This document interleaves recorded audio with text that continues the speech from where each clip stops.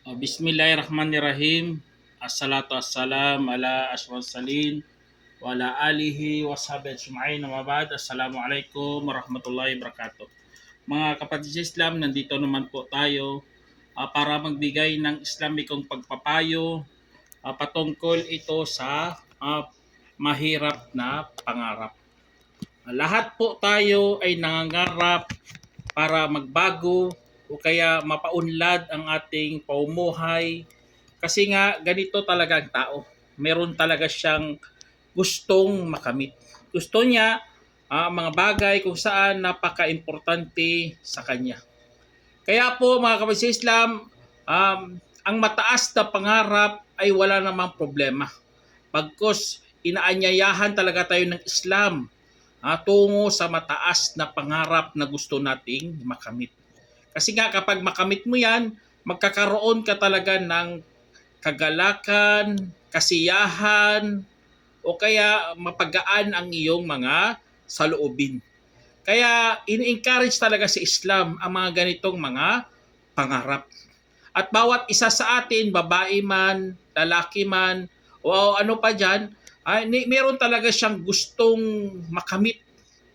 At mararamdaman mo talaga yan kapatid sa Islam. Kasi nga tayo mula tayo sa kabilang buhay. Ibig sabihin galing tayo kay Allah Subhanahu wa Ta'ala. Binaba lang po tayo dito sa mundo. Kaya dahil sa pakiramdam na yun, nakatikim si Adam alayhis salam ng pakiramdam kung saan gusto niyang mabalik-balik. Pati tayo na natin yan, napamana natin yan.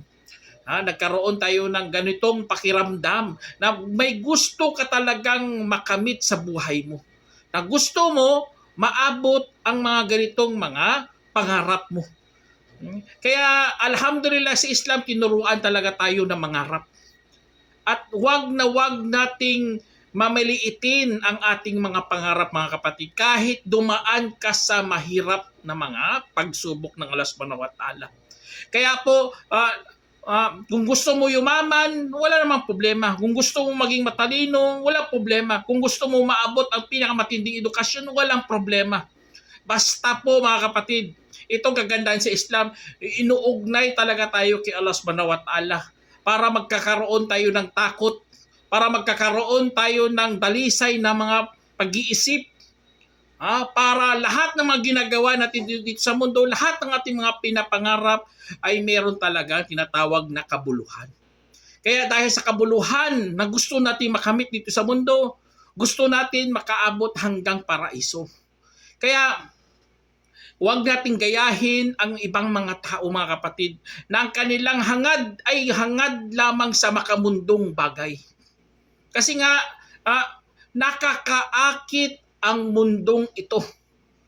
Katulad sa sinabi ng Allah Subhanahu wa Ta'ala sa Quran, sabi niya, فَخَرَجَ عَلَىٰ قَوْمِهِ فِي زِينَتِهِ قَالَ الَّذِينَ يُرِيدُونَ الْحَيَاةَ الدُّنْيَا يَا لَيْتَ لَنَا مِثْلَ مَا أُوتِيَ قَارُونُ إِنَّهُ لَذُو حَظٍّ عَظِيمٍ. Sinabi ng Allah Subhanahu wa Ta'ala, kaya't lumabas siya sa kanyang pamayanan sa pagpapalamutin niya. Sinabi ng mga yaog nagnanais ng makamundong bagay, makamundong buhay, sana meron din tayo katulad sa ipinagkaloob kay Karun. Tignan nyo. Ang ibang tao ganun mag-isip. Sa time nga ni Karun, alam naman natin si Karun, siya sa panahon na yun napakayamang tao. Kasi nga, ang susi, tignan yung susi pa lang ng kanyang kayamanan, binubuhat ng mga malalakas na mga tao. Subhanallah, kung iisipin mo, susi pa lang. Ganun na ganun kasi dati. Kanilang mga, alam naman natin mga kayamanan dati, mga golds, mga silver, mga mamahaling mga bato. Hindi katulad sa panahon natin, pera na lang. Ngayon nga, mas malupit pa eh. ATM na lang, dadalihin mo. Swipe ka lang ng swipe. Kasi alam mo, digital na lahat eh. Dati hindi ganun mga kapatid, ang kayamanan. Bubuhatin mo talaga, babantayan mo talaga. Kasi ginto, pilak. Kaya si Karun na ganito nakita ng mga tao mga kapatid ang kanyang kayamanan. Siyempre kapag ang mga ordinaryong tao o kaya hindi pinagkaitan ng mga ganitong mga kaloob ng Allah subhanahu wa ta'ala ay magano talaga, maghahangad talaga ng mga ganitong mga kayamanan. Kaya nakita ito. Kaya sinabi niya, ya laita lana mithla ma utiya Karun innahu ladhu hadin azim. Sana meron din kami, na katulad sa pinagkaloob kay Karun. Tunay na siya ay talagang nagmamay-ari ng napakatinding bahagi. Itong sinabi nila mga kapatid sa Islam, ito nagiging makaisaysayan sa atin bilang mga Muslim. Kapag ikaw maghangad, huwag mong gayahin ang mga ganitong mga tao. Kasi nga sila naghangad dito lamang sa mundo. Nangarap sila. Walang problema ka mangarap ka, kapatid. Ngunit huwag mong kalimutan kapag mangarap ka hanggang kay Allah subhanahu wa ta'ala. Wag mong putulin yan ang relasyon mo. Ang mga tao na ito, ang kanilang hangad, kanilang pangarap dito lamang sa mundo, magkaroon sila ng yaman. Tapos tinuldukan nila, ayaw na nilang umabot dun sa kaluguran ng Allah subhanahu wa ta'ala. Kaya po mga kapatid Islam, alam naman natin ang ating mga pangarap dito sa mundo. Minsan mahirap abutin, minsan madaling abutin. Ngunit tandaan nyo kapatid, lahat kailangan dumaan sa tinatawag ng pagkuha ng dahilan. Kung sa Arabic pa, akhdul asbab. Kailangan kumuha ka na mayroong mga tamang kadahilanan. Dahil kapatid, nilikha ang mundong ito na mayroong sistema ng sanhi at bunga. Subhanallah. Ganon ka-perfect ang pagkagawa ng Allah subhanahu wa ta'ala sa sistema na ito. May sistema ang mundo mga kapatid, mayroong batas, sanhi at bunga. Kapag anong ginawa mo, yun ang ibubunga.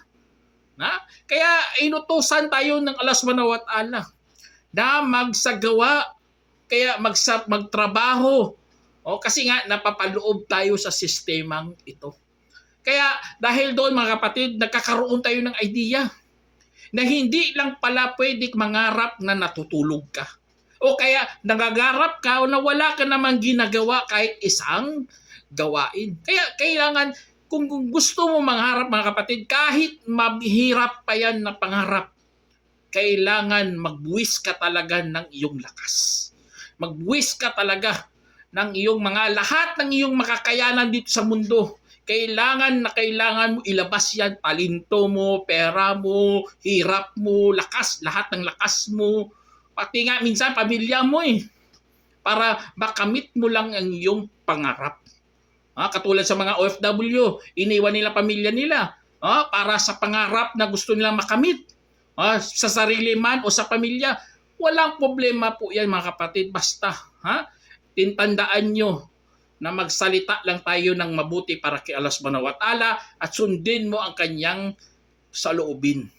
Kaya po mga kapatid sa Islam, sinabi ng Allah subhanahu wa ta'ala sa Quran, فَإِذَا قُضِيَتُ الصَّلَاةُ فَانْتَشِرُوا فِي الْأَرْضِ وَابْتَغُوا مِنْ فَضْلِ اللَّهِ وَاذْكُرُوا اللَّهَ كَثِيرًا لَعَلَّكُمْ تُفْلِحُونَ. Sinabi ng Allah subhanahu wa ta'ala sa Quran, at kapag natapos na ang pagdarasal, kung gayon ay humayo kayo sa kalupaan at hanapin ang biyaya ng Allah at alalahanin ninyo si Allah ng madalas.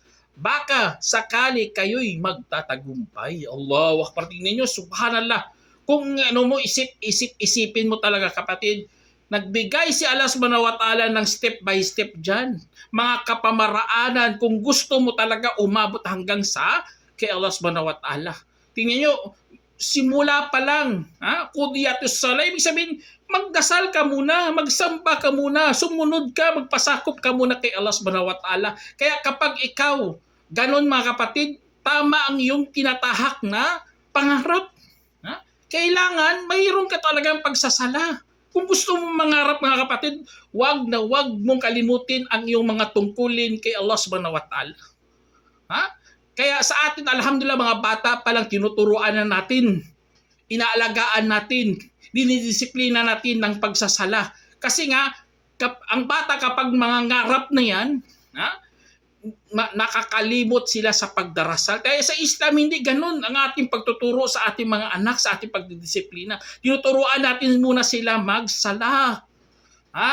Kasi nga, pagkatapos dyan, maghahanap na yan sila ng kanilang mga biyaya mula sa kalupaan. Sa mga grasya ng Allah subhanahu wa ta'ala. Kapag tinuruan mo ng tama yan, nagsasala na, nagsimula ng mangarap, tapos naghahanap buhay na. Anong kasunod dyan? Wadhkurullah. Tingnan nyo, kasunod-sunod talaga. Alalahanin mo si Allah ng madalas. Baka sakali kayo'y magtatagumpay. Tingnan nyo, baka sakali. Kasi nga hindi pa natin sure yan mga kapatid. Ang iba kasi piling heaven na piling tagumpay na piling makaparaiso na subhanallah, piling mo lang yan. Tayo gumagawa ng mga bagay sa pagsamba, sa pag-alala kay Allah subhanahu wa ta'ala. Pero mayroong tinatawag na limitasyon yan mga kapatid. Ang limitasyon yan, huwag kang magmataas sa iyong mga pinanggagawa. Sa atin dapat magpakumbaba ka at tinudua mo kay Allah, ya Allah, takabal minna, ya Allah, tanggapin mo nawa mula sa amin ang aming mga pagsamba, aming mga sala. Ganun yan mga kapatid. Yun ang pag-alala kay Allah, yun ang tama. Baka sakali kayo magtatagumpay. Kasi nga, malaking poprosyento, malaking pag-asa na magtatagumpay ka po sa Allah subhanahu wa ta'ala kapag ikaw na sinunod mo tong mga ganitong mga kapamaraanan. Kaya, alhamdulillah mga kapatid sa Islam, tinuruan tayo ng Islam ng ganun. Tingnan nyo yung iba, piling anak na ng Diyos Tingnan nyo, ganun sila mag-isip. Anak na ng Diyos, ligtas na sila, kikinatay pa nila si Kristo para pagiging pantubo sa kanilang mga kasalanan. Hindi ganun mga kapatid. Mali yun ang ginawa nila. Tapos nangarap pa sila. Mangarap pa sila maging mayaman dito. Mangarap pa sila maginhawakan lang buhay. Mangarap pa sila talaga pupunta sa paraiso na mali naman. Kaya alhamdulillah mga kapatid. Kaya ang ibang mga pangarap mga kapatid, opo, napakahirap ang iba dyan. Kasi nga magiging ambisyon mo yan sa buhay mo Magiging layunin mo yan sa buhay mo. Gusto mo makamit ang mga ganitong mga pangarap. At alam naman natin kahit napakadaming hadlang sa iyong dinadaanan o kaya marami mga limitasyon dahil sa mga pagsubok ng Allah subhanahu wa ta'ala, gusto mo talaga malalampasan yan. At alhamdulillah, ang iba nakakalampas, ang iba makukuha niya kanilang mga pangarap. Ngunit mga kapatid sa Islam, kapag hindi mo naabot ang iyong pangarap, huwag kang malungkot mga kapatid.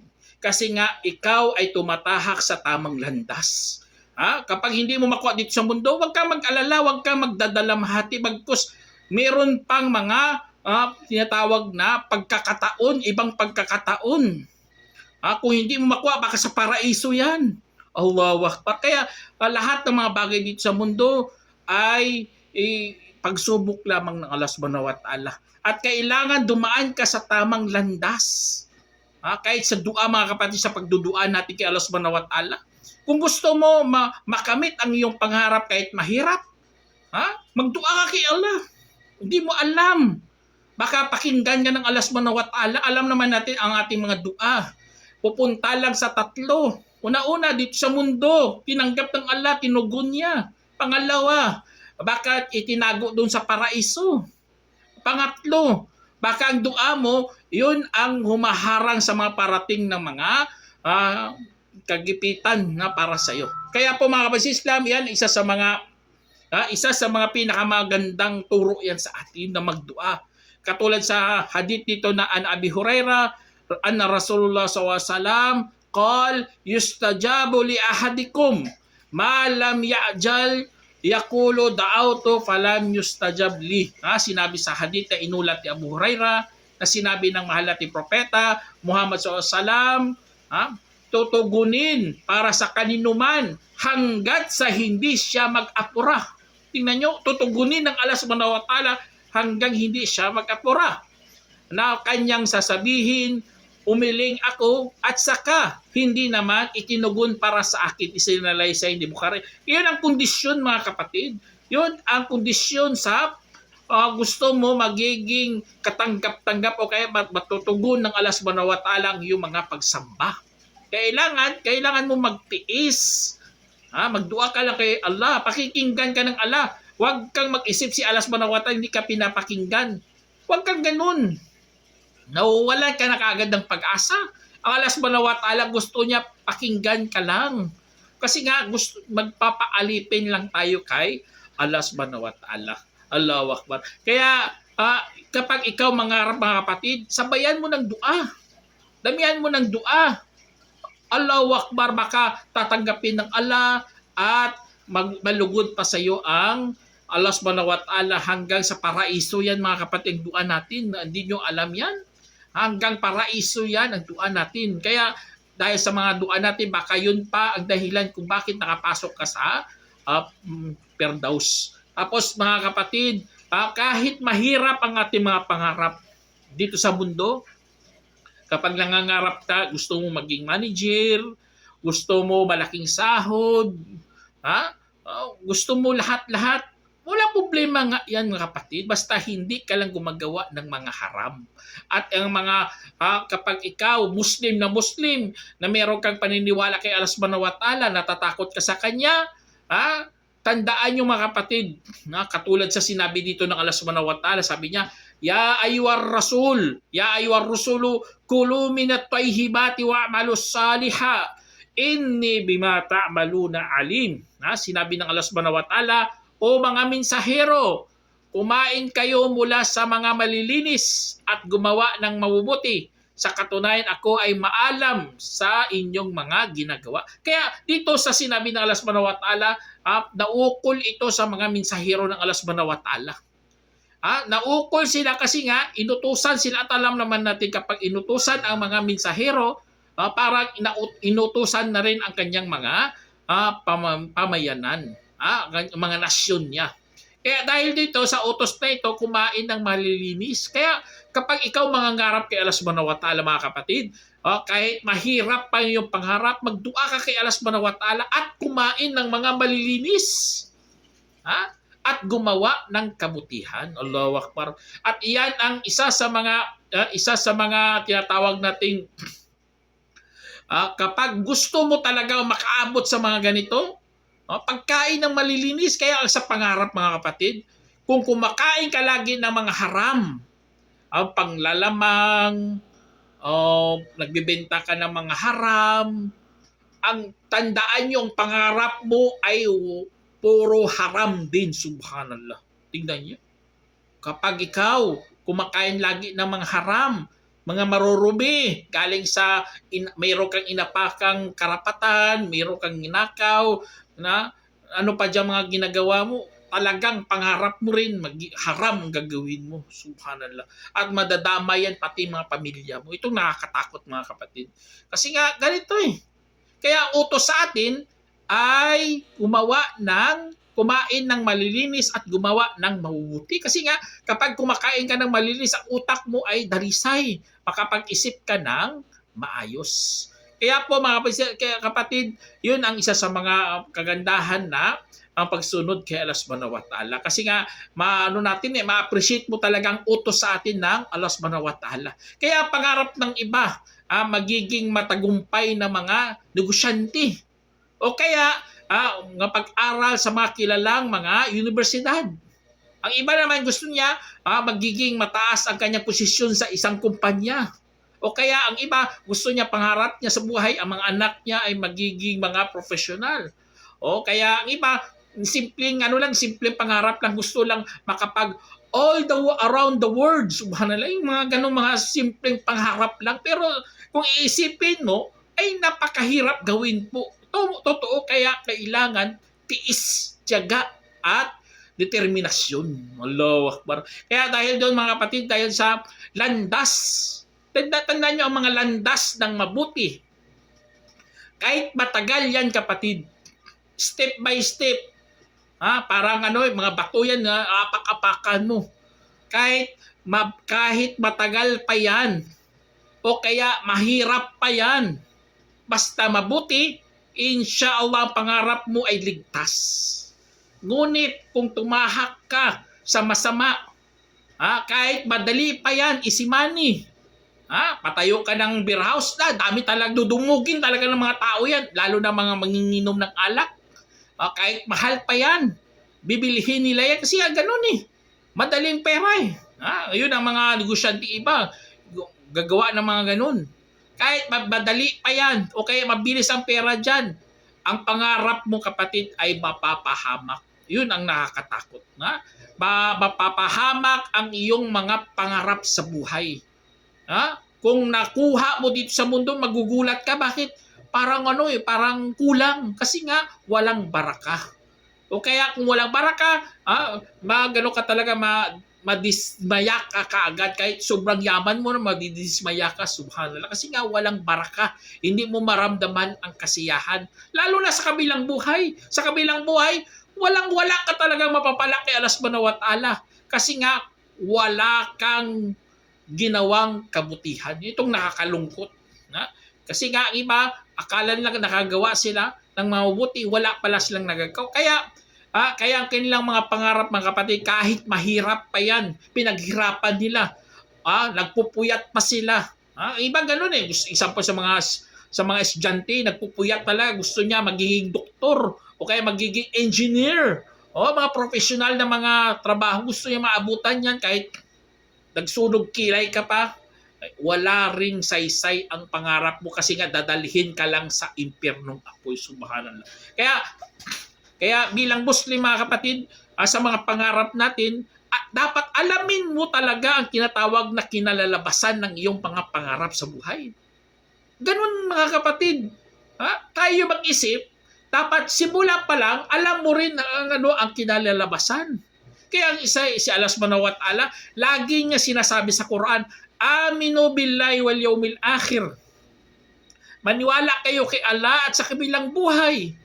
Ibig sabihin, simula at sa hanggang dulo, ganun ang laging pinapaalala ng Allah subhanahu wa ta'ala sa atin. Dapat ang una mo si Allah subhanahu wa ta'ala, yun ang dapat mong uunahin. Tapos pangalawa, ang pangdulo na kagad, ang kabilang buhay. Kaya dapat alam mo, dapat tanggapin mo ano ang kinalalabasan ng iyong pangarap. Kung pangarap mo makamundo, huwag ka lang mag-expect na makakapasok ka sa paraiso. Kasi nga pangarap mo dito lang sa mundo eh. Kahit manghirap ka dyan, mali kasing ginawa mo eh. O kaya kung mangarap ka naman papunta sa paraiso, inshallah mga kapatid, maganda yan. Kasi yan ang tamang kinalalabasan talaga. Kaya tingnan nyo mga kapatid, sinabi ng Allah subhanahu wa ta'ala sa Quran, wa asa an takrahu syai'an wa huwa khairul lakum wa asa an tuhibbu syai'an wa huwa syarrul lakum wallahu ya'lamu wa antum la ta'lamun. Sinabi ng Allah subhanahu wa ta'ala, at saka inyong kinasusuklaman at baka ang inyong kinasusuklaman na bagay ay makakabuti pa para sa inyo at marahil ang inyong iniibig na bagay ay makakasama na pa para sa inyo at ang Allah ang nakakaalam habang kayo naman ay walang nalalaman. Allahu Akbar, napakaganda ng pagkasabi ng Allah subhanahu wa ta'ala sa Quran. Ano na ito? Mga kinalalabasan kasi ito eh. Kung anong yung pinangarap, kahit mahirap pa yan, kung mali-mali naman, baka wala ring saysay. Kaya piliin mo talaga ang kinalulugdan ng Allah subhanahu wa ta'ala. Mag-arap ka naman, dapat sure ball talaga na makakapunta ka sa paraiso ng Allah subhanahu wa ta'ala. Kaya pinakamahalaga mga kapatid, sa ating mga pangarap, mahirap man yan, basta wag kang mawalan ng pag-asa. Allahu Akbar. Dapat lakasan yung loob mo. Alam mo, makakapasok ka sa paraiso, walang problema. Mangarap ka. Basta makakapasok ka sa paraiso. Gusto mo yumaman, mangarap ka. Kahit mahirap yan, basta makapasok ka lang sa paraiso. Gusto mo magiging doktor, mangarap ka. Kahit mahirap, basta makakapasok ka lang sa paraiso. O kaya gusto mo maging manager, mangarap ka. Kahit mahirap, basta makakapasok ka sa paraiso. Ganun dapat mangarap ang isang Muslim. Kahit mahirap. Kasi nga, dapat tayo magpatuloy. Alam naman natin yan. Habang nabubuhay tayo, meron tayong pag-asa kay Allah subhanahu wa ta'ala. Mayroong tayong matupad sa ating mga pangarap.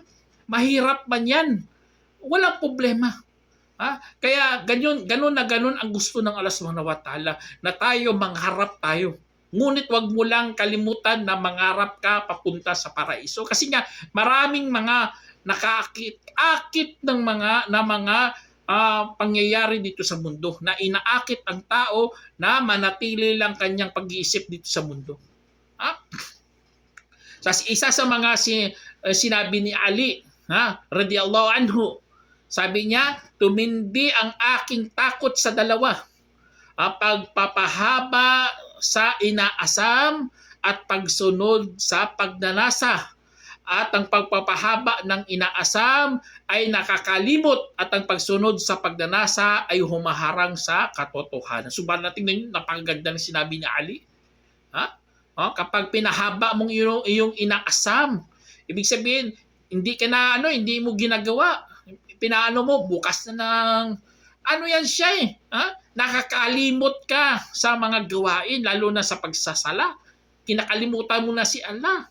Ngunit kung sa pagsusunod naman sa pagnanasa, umaharang yan sa katotohanan kasi nga iniisip mo ang iyong sarili. Kaya layuan natin yung tinatawag nating mga masamang pagnanasa at pagpapahaba ng mga inaasam. Kasi nga wala talagang mapapala ka dyan sa iyong pangarap. Kaya kahit mahirap ng iyong pangarap mga kapatid, kung sumunod tayo sa tamang pamaraan, Islamic talaga, inshallah, malaman mo talaga ng buhay dito sa mundo ay mayroon talagang hangganan. At ang pinaka mataas na pangarap bilang Muslim na makapasok sa paraiso ni Allah Subhanahu wa Ta'ala, makapasok sa habag ng Allah Subhanahu wa Ta'ala. Napakatinding karangalan yan kapag natamo mo yan bilang Muslim sa kabilang buhay. Kasi alam mo may hangganan ng mundo Katulad sa hadith nito na an Abdullahi an Nabi sallallahu alaihi wasallam qal mali walid dunya mathali wa mathalud dunya kamathali raqib qala fi dhilli syajaratin fi yawmin sa'if thumma raha wa tarakaha. Na inulat ni Abdullah radiyallahu anhu na sinabi ng mensahero ng Allah SAW, ano naman para sa akin at sa mundo, kundi katulad lamang na ako at katulad ng mundo na para bang mananakay ng hayop na nasa ilalim ng puno sa mainit na panahon at pagkatapos ay umalis at iniwan ito. Isinalaysay ni Ahmad at itinama ni Albani. Kaya dito sa hadith na ito mga kapatid, tingnan nyo parang mananakay ka ng hayop. Alam mo naman mananakay ka ng hayop o riders ka. Kailangan din magpahinga ang hayop kaya kailangan din magpahinga ang tao. Tapos doon siya sa lilim. Siyempre, hindi niya lugar yan. Iiwanan niya. Ganon din ang pangarap natin mga kapatid. Kung hindi mo makamit ang pangarap mo, kahit naghirap ka na, kahit pinawisan ka na, kahit napagod ka, huwag kang malungkot kasi nga lahat ng dito sa mundo ay maiiwanan. Wag na wag lang ang pangarap mo sa pakapasok sa paraiso. Kasi yun ang ating huling hantungan mga kapatid. Yun ang ating pupuntahan, patutunguhan, ang iyong gustong makamit bilang isang tunay na mga manampalataya. Kaya paiksiin yung ating mga inaasahan, lalo na sa mga pangarap naman na wala namang silbi, mga pangarap na pangpalipas lang ng mga buhay natin. Wag mo yan, sample lang, wala namang silbi, gusto mo bibilihin. O kaya konti lang ang pakinabang mo, bibilihin mo pa. Paiksiin mo yan kasi nga wala namang lahat ng pangarap, tandaan nyo mga kapatid, lahat ng pangarap dito sa mundo, hindi lahat nating makakamit. Yan ang itanim natin sa ating mga kaisipan. Hindi natin lahat makamit yan. At mayroong malaking pagkakataon para sa atin. Ang makakamit mo, ang kaya nating makamit talaga. Yun ang paraiso ng Allah. Iba kasi mangarap, gusto magkaroon ng building. Alam mo naman, pamilya mo, mga pobre. Tapos yun ang pangarap mo, magkakaroon ka ng building. Hindi realidad Natutulog ka yata O kaya nananaginip ka lamang Kaya hindi wag mong ano yan kasi nga dapat ituro sa atin kasi bilang Muslim, paiksiin mo ang iyong inaasam, ang iyong mga inaasahan. Ha? Katulad dito sa inulat ni Abdullah na nagguhit ang propeta Muhammad SAW ng parisukat. Parisukat siya. Ha? At nagguhit siya ng mga linya sa gitna na lumalabas rito. Guhit siya sa ano sa labas. Tapos nagguhit ng mga linya na maliliit doon sa gitna sa mga tabi ng mga gitnang linya at nagsabi, ito ang tao at ito ang kamatayan. Ibig sabihin, sa square na yon, nandoon ang tao, lumalakad, siya papasok sa square, yun ang sa square, ang kanan yun ang kamatayan, napapaligid sa kanya, at sa labas ay kanyang mga inaasam. Subhanallah. Tingnan nyo ang ating inaasam, nandoon sa labasan na, ibig sabihin, patay ka na, tapos meron ka pang mga pangarap pa. At mga maliliit na linyas, pangyayari kung siya ay magkamali, ay sunggaban siya nito, at kung siya ay nagkamali ay sunggaban siya nito. Subhanallah. Kaya sa sinabi na ni Prophet Muhammad SAW dito, susunggaban ka ng mga pagsubok, mga pangyayari dito sa mundo. Kasi gusto kasi yan, pagsubok kasi yan ng Allah Subhanahu wa Ta'ala, mga kapatid. Kaya ang ating mga pangarap, kung hindi mo makamit, huwag ka malungkot. Basta ang ating pangarap dapat sa paraiso ng Allah Subhanahu wa Ta'ala, kahit mahihirapan ka pa. Kasi ang buhay ay puno ng hamon, puno ng sakripisyo, puno ng pagtsatsaga. Ganun dapat mag-isip ang Muslim. Dapat masiglain siya eh. Gusto niya makamit ang paraiso kahit maraming hamon. Wala problema yan. Kasi nga, tinuruan tayo magtiis. Kaya si Prophet Muhammad SAW ngay, namangha, ajaban di amril mu'min, sabi niya, kamangha-mangha ang kalagayan ng isang manampalataya.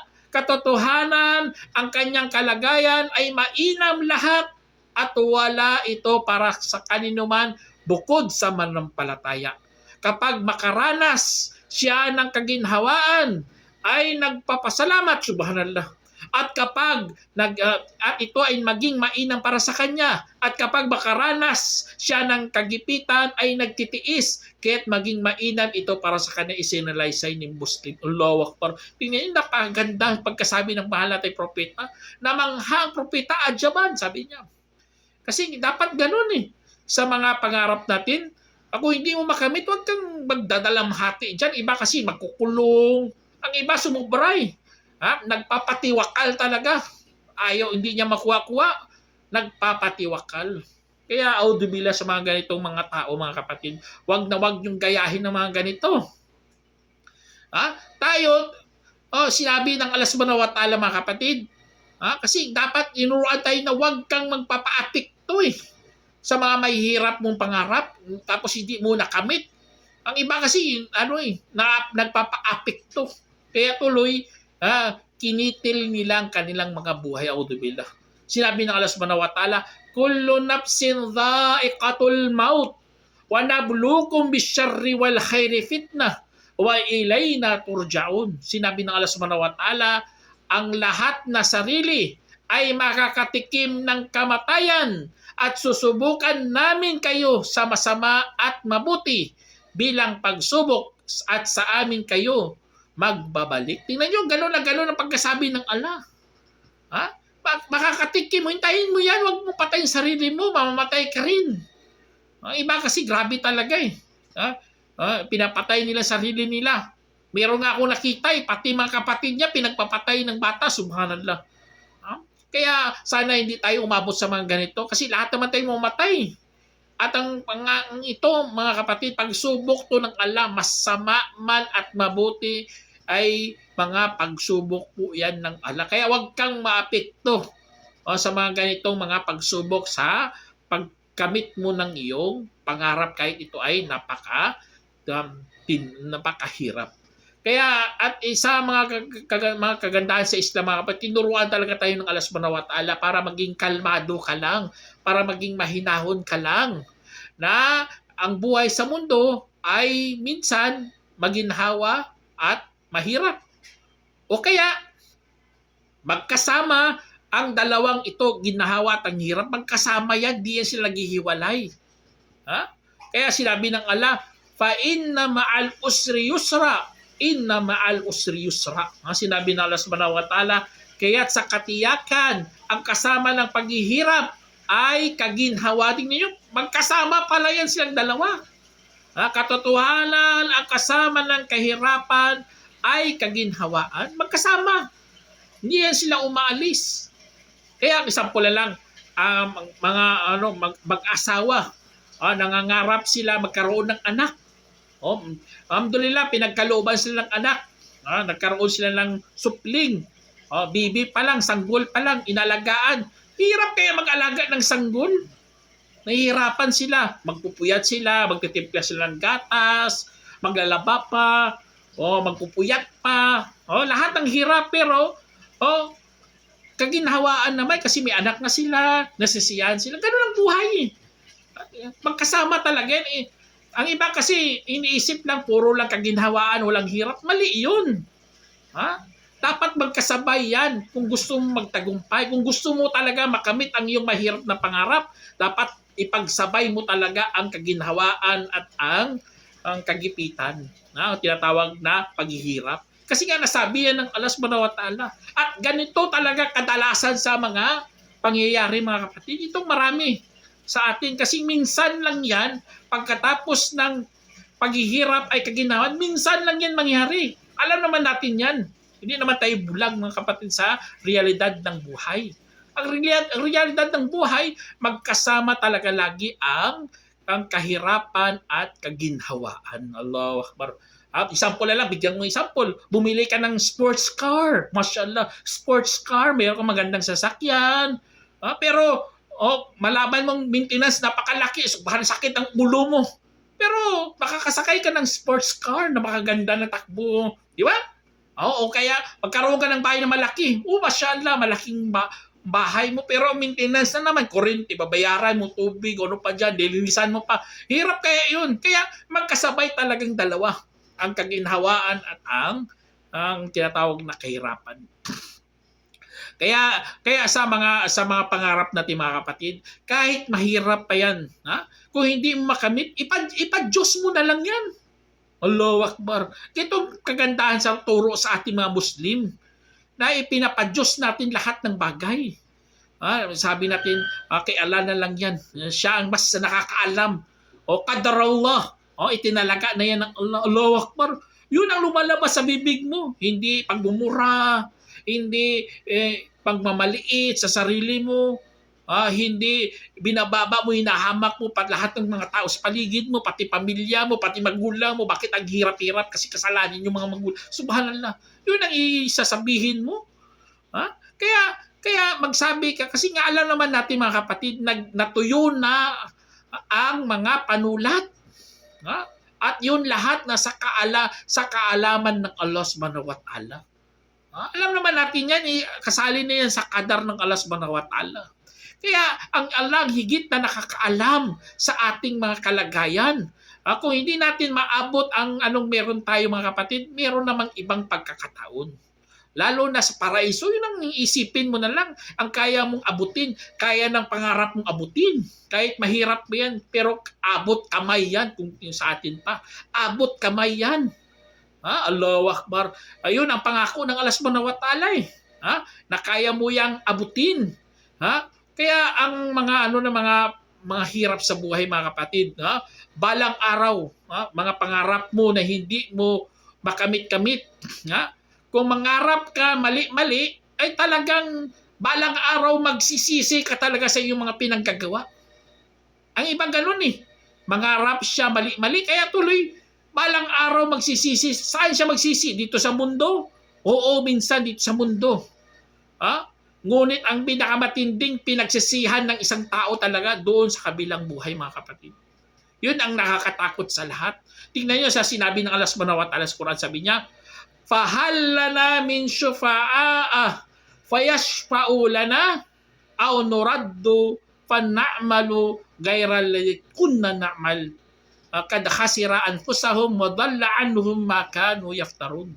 Sinabi ng Allah subhanahu wa ta'ala, Tingnan nyo sa kanilang pagsisisi, katotohanan, kaya't meron pa bang mga tagapamagitan at saka mamamagitan sila sa atin? O kaya maibalik pa ba kami at saka gagawa bukod pa sa dati naming ginagawa? Sagot ng Allah dito, sadyang nalugi na ang kanilang mga sarili at naligaw pa hinggil sa kanilang dati nilang mga kinakatha. Subhanallah, napakalungkot talaga yung pag-iisipin mo dito mga kapatid. Nangangarap ka, mali-mali, imbento, o ano pa dyan, naligaw ka pa, o dubila.